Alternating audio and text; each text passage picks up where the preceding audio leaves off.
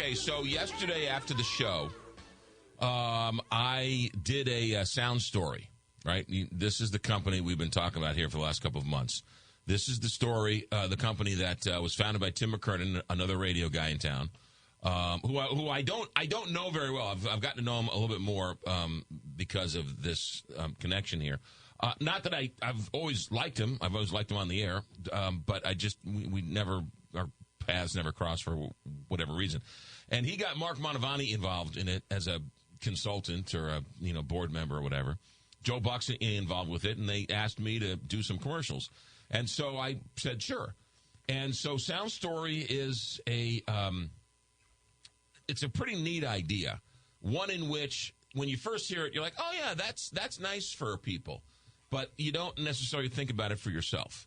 So yesterday, after the show, somebody signed up for an hour, and we went into one of the studios here at KTRS, and we sat down, and I interviewed him about his life. Mm-hmm. And he admitted, walking in, he's like, I'm a little nervous because I haven't done this. And I was like, hey, trust me, I'm a little nervous.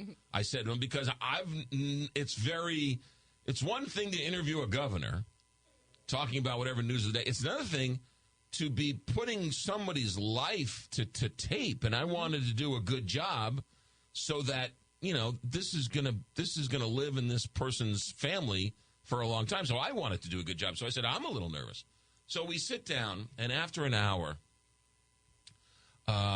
he got up and thanked each other and left. And I was much more emotional than I ever would have thought. I was wondering if that's where you're going with this. Oh, my goodness. I walked out of that session listening to this man pour his heart out.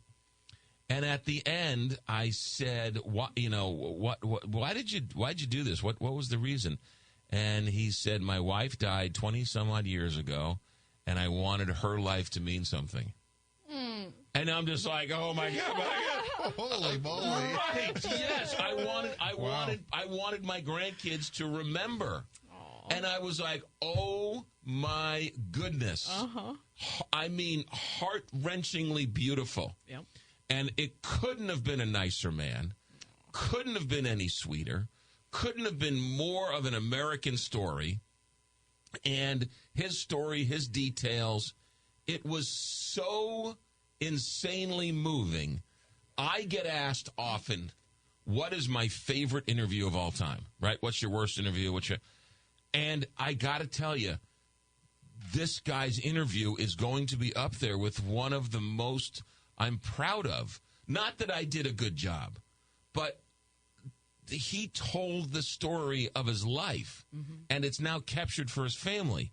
And I walked out of there, and thank you very much, and we said our goodbyes, and I walked out, and I just saw like 3 or 4 people, and I was like, everybody's got to do this. Did you get a copy of it? I got a copy of it and gave it to him. Will you have a copy for yourself? No, I won't have a copy for myself. Well, I mean, I guess I could.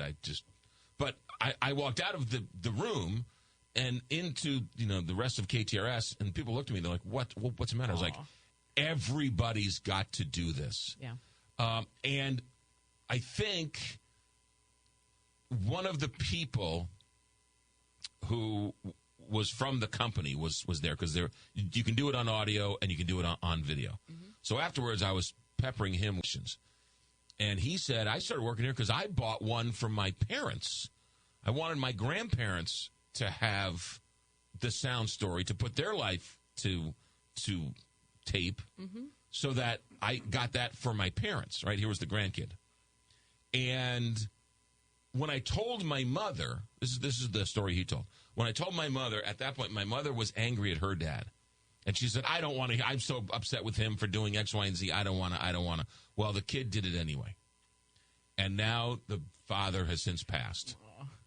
And now the mother says, I listen to that interview all the time. No. Yes, because that's my dad. Aww. And so the moment the moment today where you're upset with your brother or your sister or your mother or your father, right? And you think, I'm so sick, I don't have time, right? You think you have time. and then you don't. And so Yep. you have this keepsake that you didn't even want.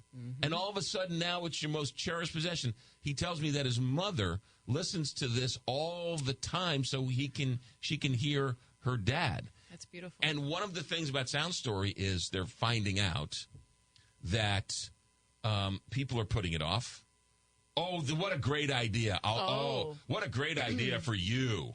Yeah. What a great idea. What a great idea for, I'm so glad you did it. But they're not internalizing it themselves. Yeah. And I think it's so emotionally tasking. It's heavy. Right. Yeah. To have, right. Exhausting. Right. And in a sense, I'm like, this is not your last will and testament. Right.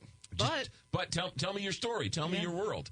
And the man was so glad he did. I don't want to embarrass him on the air by mentioning his name, but he was so glad he did it. I'm so glad he did it.